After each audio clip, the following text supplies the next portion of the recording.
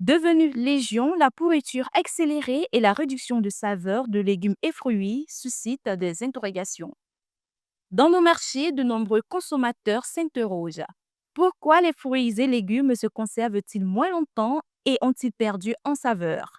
Entre pratiques agricoles, choix variétaux et habitudes de consommation, nous avons mené l'enquête pour établir les raisons et proposer des pistes de solutions. Suivez ce reportage.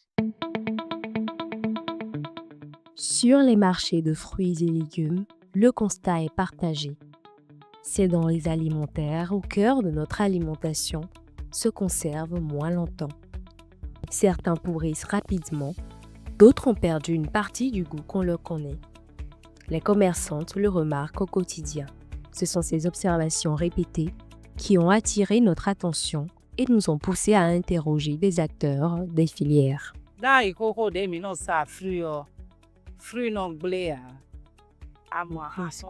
Entre-temps, quand on vendait des fruits, ils ne pourrissent pas vite. Ils pouvaient faire 2 à 3 semaines avant qu'un seul ne pourrisse par moment. Mais maintenant, il y a trop d'engrais et quand tu achètes des fruits, dès le premier jour, il faut commencer le tri. Il y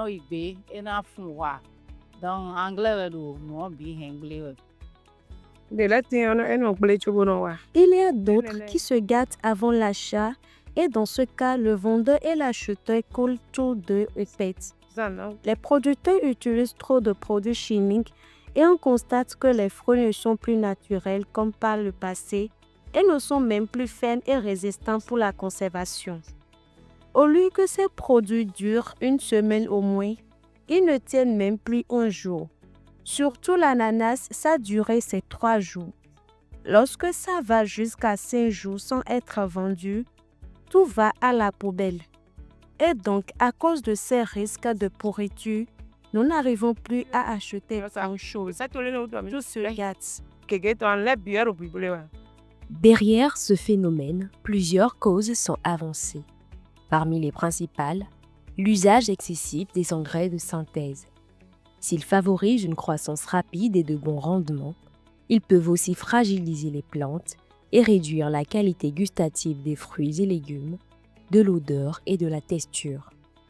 À cela s'ajoute la récolte précoce, les conditions de transport et les méthodes de conservation qui accentuent la perte de qualité avant l'arrivée chez le consommateur.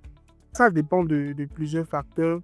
Et déjà, il y a les pratiques agricoles qui sont adoptées lors de la production de ces légumes-là. Vous savez, aujourd'hui, à cause de l'agriculture conventionnelle, les paysans, les agriculteurs utilisent beaucoup plus les produits chimiques de synthèse que des produits organiques.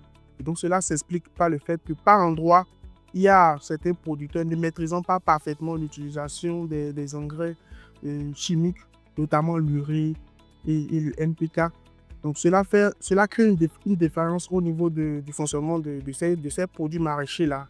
Et donc, plus la plante accumule des produits chimiques, plus elle n'est plus apte à se conserver après la récolte. Donc, mais également, il y a le problème de conditionnement et de stockage. Vous savez, quand nous allons au marché prendre les légumes, les conditions dans lesquelles les légumes sont conditionnés ne sont pas vraiment adéquates.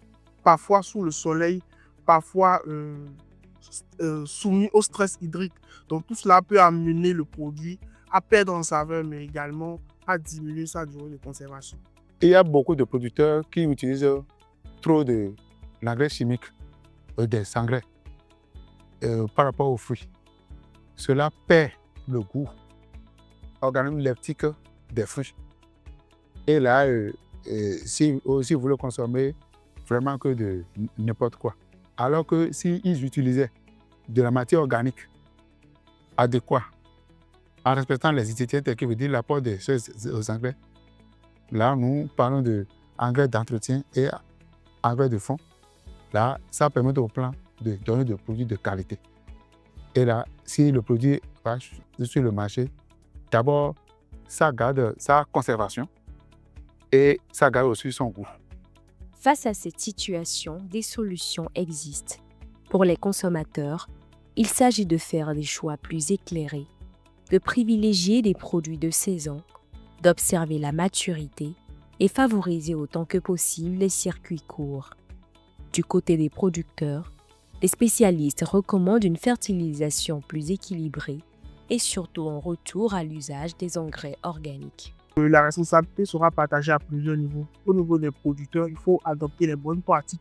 Les pratiques durables de gestion des terres, cela passe par l'utilisation, plus utiliser les engrais organiques que les engrais minéraux.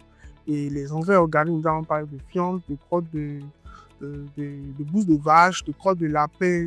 Donc, il faut privilégier l'utilisation de ces engrais organiques-là et diminuer l'utilisation des engrais minéraux. C'est vrai que les engrais minéraux sont plus se minéralisent plus vite, c'est-à-dire donnent plus de nutriments à la plante plus rapidement que les engrais organiques. Mais également, les engrais organiques ont beaucoup de rôle à jouer parce que cela nourrit la plante dans la durée. Et mis à part cela, en tant que consommateur, il faut privilégier les fruits de saison. Les fruits de saison, c'est des fruits qui sont produits naturellement et leur production ne nécessite pas forcément l'utilisation des produits de synthèse chimique. C'est l'engrais urée qui amène beaucoup d'eau au niveau des fruits.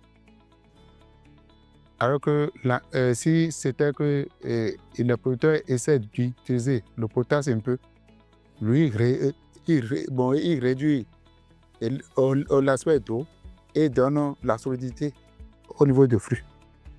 La qualité des fruits et légumes résulte d'une chaîne entière, du champ jusqu'au marché. Comprendre ces mécanismes, c'est déjà un pas vers une alimentation plus saine et savoureuse.